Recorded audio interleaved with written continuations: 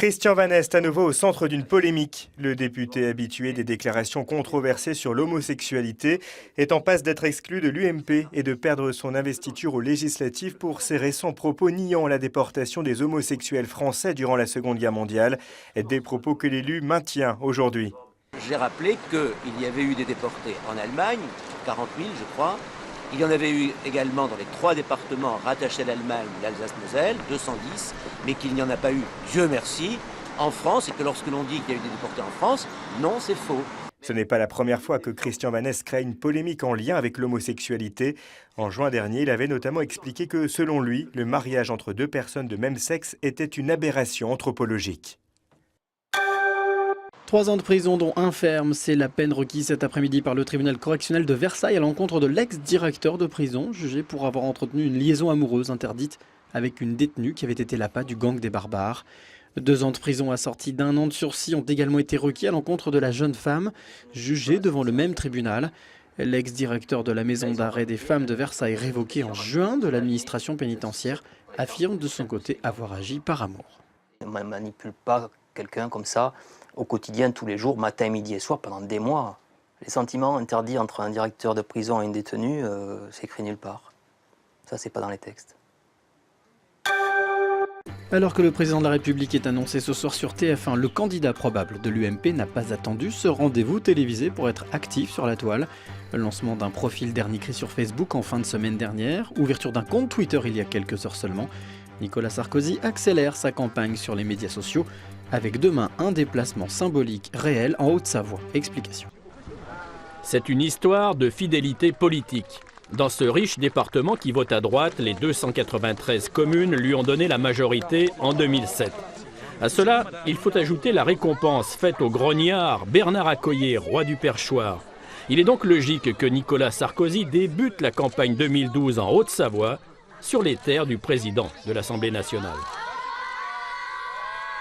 Mais derrière ce meeting d'Annecy, il y a aussi le symbole historique. Nous sommes au pied du plateau des Glières et si le candidat a tenu une seule promesse, c'est bien celle-là, venir chaque année honorer les résistants morts en 1944. Ce qui heurte les anciens du maquis.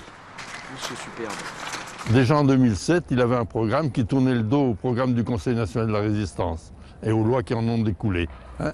Et au bout de 5 ans, on s'aperçoit qu'il a vraiment respecté ce qu'il avait dit, quoi. Il a continué à tourner le dos. Alors venir se servir de l'image de la résistance pour ramasser des voix, je trouve que c'est pas normal. Alors, montera ou montera pas aux Glières ce jeudi. Sur le plateau, au pied du monument de Giglioli, les skieurs en vacances profitent du site exceptionnel. La visite éventuelle du candidat Sarkozy, qu'en pense-t-il? Je préfère ne rien en penser. Voilà, parce que je ne fais pas de politique. Qui viennent en pèlerinage, ok, mais pas ici pour, dans le cadre d'une campagne électorale. Les gens qui se sont battus ici aux Glières n'étaient pas politiques, ils défendaient une cause. Donc c'est la cause qu'il faut venir célébrer ici, c'est pas une campagne électorale ou un parti. Moi je pense que c'est un endroit où la politique n'a pas lieu d'être. Voilà. Pour le symbole, l'histoire, etc. L'an dernier, Nicolas Sarkozy a promis qu'il viendrait en 2012, comme d'habitude. Reste à savoir s'il le fera en tant que candidat, ce qui peut choquer, ou alors une fois l'élection passée, qu'il soit élu ou redevenu simple citoyen. Cette fois, c'est sûr, le redout tant attendu est là, un soulagement qui s'accompagne aussi de désagréables surprises, comme par exemple des ruptures de canalisation ou des fuites d'eau. Du coup, les pompiers ne savent plus où donner de la tête, comme ici à Strasbourg ou sur la communauté urbaine. Ils ont comptabilisé une centaine d'interventions sur 2 jours.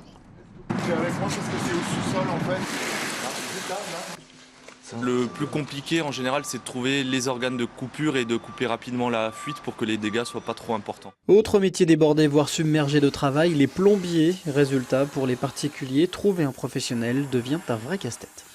Il court le plombier. D'urgence en dépannage, depuis quelques jours, c'est une lutte contre les fuites, les ruptures de canalisation et les conséquences du froid dans toute l'agglomération toulousaine. Chez cette cliente, c'est le chauffage qui est en panne depuis vendredi dernier. J'ai eu jusqu'à 11, 10, 11. Bon, tant qu'on bouge, ça va, mais après, c'est plus compliqué. Des interventions, sur intervention, on n'arrive pas du tout à gérer les demandes, on refuse, on ne gère pas du tout la situation, on ne la gère pas. On rentre très tard le soir et même en rentrant tard, on ne rentre pas la conscience tranquille. Moi personnellement, je ne dors pas tellement que c'est dense, hein. Je suis très angoissé, voilà. Dans cette rue du centre-ville, les propriétaires de cette maison ont protégé leur installation, mais ils ont eu une mauvaise surprise ce matin au réveil. Il y avait un geyser d'eau partout, il y avait de l'eau de partout, donc j'ai arrêté l'eau par le compteur. Pourtant j'avais bien protégé partout, mais c'est en fait un flexible qui a cassé à ce niveau. Gel, dégel, les réseaux d'eau sont soumis à rude épreuve. Il y a des tuyaux qui ont été soumis à des températures tellement basses qu'au dégel, ils se sont éventrés tout simplement. Et automatiquement, ce ne sont pas des non-conformités, mais c'est vrai que les tuyaux normalement d'eau froide doivent être encastrés ou enterrés et non pas à l'extérieur ou à l'abri. Parce que l'eau en dégelant se dilate et ça fait éclater donc le tuyau. Et aucun matériau ne résiste à la dilatation. Ici, le dégel a fait céder le cuivre. En urgence, Régis va souder. Il en coûtera 84 € à la propriétaire de l'appartement pour le dépannage. La journée va être longue pour le plombier. Il gère une centaine d'appels par jour et il court sur des dizaines d'interventions. À Marseille, les 1500 résidents de l'immeuble Le Corbusier attendent toujours de pouvoir regagner leurs appartements près d'une semaine après l'incendie qui avait conduit à leur évacuation.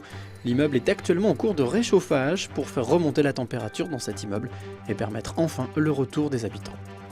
Un trou béant déchire son flanc. Depuis l'incendie du 9 février, l'immeuble de la Cité Radieuse ressemble à un géant blessé, un géant qui grelotte. Dans les coursives, dans les appartements, la température est tombée en dessous des 10 degrés. Alors pour réchauffer cette énorme masse de béton, on a recours aux grands moyens. Eh bien, écoutez, via un groupe électrogène de 2000 kVA, nous allons alimenter électriquement des bancs de charge résistifs qui vont chauffer de l'air à travers de résistances. Et cet air ainsi chaud va être réalimenter les centrales de traitement d'air du bâtiment. Ce qui rend nécessaire cette opération, c'est le fait que nous disposons au jour d'aujourd'hui de 50 à 60% de notre capacité de chauffage depuis samedi, puisque le système de chauffage a été endommagé par les températures extrêmes qu'il y a eu à l'extérieur et par le gel.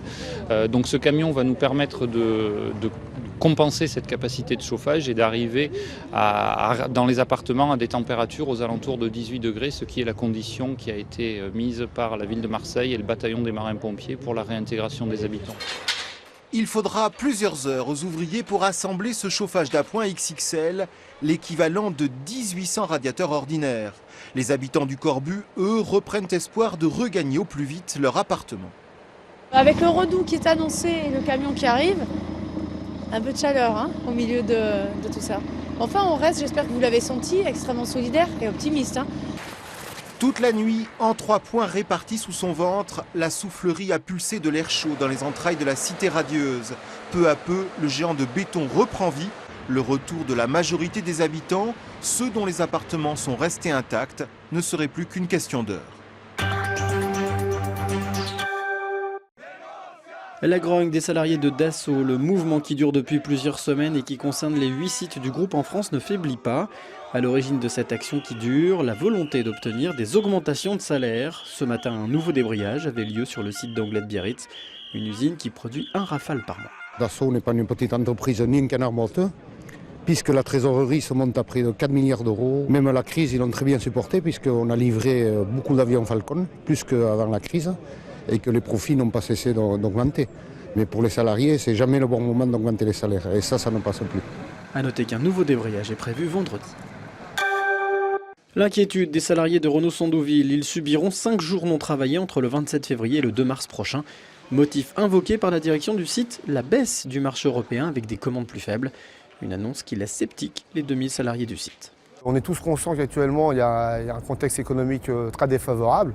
Mais quand bien même lorsqu'on sait que la direction générale, nos dirigeants nous annonçaient il y a quelques mois encore qu'ils feraient tout pour soutenir l'activité à Sandouville, et qu'on vient encore d'apprendre récemment que la direction de Renault annulait purement et simplement la commercialisation de l'espace et de la Laguna au Royaume-Uni, ça nous laisse un peu sceptiques quant à la volonté vraiment leur réelle volonté de vouloir maintenir notre activité à Sandouville. Une mesure qui concerne également les quelques 4900 salariés de Douai. Ils devront piocher dans le capital temps collectif. Et la ville de Chagny et la préfecture ont signé une convention qui met en place une opération baptisée Voisins Vigilants. Inspirée d'un modèle anglo-saxon, elle vise à lutter contre la délinquance en instaurant un partenariat entre des habitants référents et les autorités. Une lettre remise de la main du préfet, une feuille de route qui définit le rôle des 15 référents de Chani, des hommes et des femmes de la commune, retraités ou actifs, tous volontaires pour être le relais entre la population, la mairie et les autorités. S'ils ont accepté d'être filmés ensemble, ils n'ont pas souhaité s'exprimer devant notre caméra, conscients que ce rôle peut susciter la polémique, ce que réfute le maire de Chani. Il se trouve que maintenant, on n'a plus cette habitude de rendre service aux gens. Il faut réouvrir la porte. Et réouvrir la porte entre tout le monde. Le reste, c'est de la littérature. Le préfet rappelle dans son courrier que le dispositif de participation citoyenne ne vise pas à permettre à une partie de la population d'organiser elle-même sa propre sécurité, ni à faire cesser des désordres, mais bien à transmettre aux services qualifiés pour en connaître toute information non nominative susceptible de contribuer à la paix et à la tranquillité publique. En clair, pas question de constituer de police parallèle, mais bien de lutter plus efficacement contre la délinquance. Il ne s'agit pas d'un dispositif de surveillance généralisée, il ne s'agit pas de milice, il s'agit de développer des réflexes citoyens, de partager l'information, de partager les habitudes, de faire remonter tout ce qui est utile à l'action des services de police et de gendarmerie. En 2011, 2446 faits de délinquance ont été constatés en Saône-et-Loire, contre 2100 l'année précédente. Les cambriolages représentent 20% des atteintes aux biens. Le Parlement européen a adopté aujourd'hui le maintien du plan d'aide alimentaire pour les personnes démunies. Un compromis a été trouvé après des mois de bataille. Pour autant, de nombreuses associations ne comptent plus exclusivement sur les aides européennes. Illustration avec la Croix-Rouge alsacienne qui a développé un partenariat exceptionnel avec un hypermarché de la région. Chaque matin, les rayons alimentaires sont examinés à la loupe. Tous les produits frais dont la date limite de consommation expire dans 48 heures sont mis au rebut. C'est des produits qui iraient à la benne et qui seraient jetés et qui ne seraient pas valorisés. 50% de ces aliments ont une seconde vie. Ils sont destinés aux plus démunis, alimentent le SAMU social et autres foyers gérés par la Croix-Rouge. Cela représente 80 tonnes de nourriture par an. En équivalent repas pour des portions de 500 grammes, ça représente 160 000 repas. Une manne soigneusement triée et récupérée chaque matin par les équipes de bénévoles de la Croix-Rouge. Et cela dure depuis 15 ans. Stockés ou distribués immédiatement, ces produits collectés sont de plus en plus indispensables. Il est évident que nous ne pouvons pas laisser tomber les personnes qui sont dans la précarité et nous essayons par ce moyen-là de pallier déjà à l'avance à ce manque de ces produits de l'Europe. Et je pense que nous sommes naturellement optimistes. Nous espérons quand même que l'Europe va continuer à aider avec son plan. Pendant ce temps, au Parlement européen, la bataille continue. Alors aujourd'hui, on a mis un accord jusqu'en 2014. Je pense que jusqu'après, il faut faire un lien entre la PAC et les systèmes sociaux pour permettre aux plus pauvres d'avoir accès à cette alimentation. L'aide alimentaire européenne est garantie pour l'instant jusqu'en 2014. Enfin, ils font le buzz sur Internet. Le personnel et les résidents de l'Institut d'éducation motrice de Talence, près de Bordeaux, ont réalisé un clip vidéo en musique à la fin de l'année dernière. Un clin d'œil plein d'humour sur le quotidien des personnes en fauteuil roulant. 2 mois après le tournage, il leur suffit de regarder leur clip et c'est reparti. Musique, paroles et promenade dans l'institut, ils ne sont pas prêts d'oublier l'expérience.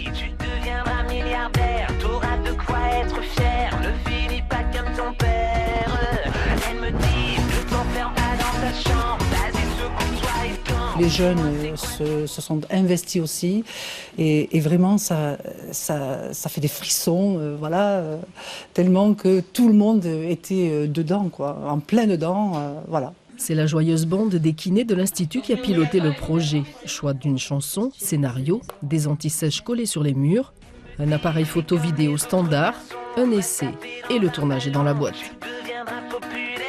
C'est vrai qu'au départ, ça partait juste d'une idée de rassembler un peu les professionnels et les élèves. Et donc on ne pensait pas forcément avoir un produit exceptionnel, mais c'était surtout pour passer un bon moment et voir qu'on était capable de faire quelque chose tous ensemble. À l'arrivée, au-delà du plaisir et des rires, une réelle intention. De montrer que malgré notre handicap, on pouvait faire des choses dynamiques montrer une certaine joie de vivre. Ça peut aider à ce que les gens changent de regard sur nous. Ça peut tout à fait aider. Oui. Les conséquences inattendues, après avoir vu le clip sur Internet, le réalisateur Nils Tavernier va auditionner des jeunes de l'IEM pour son prochain film.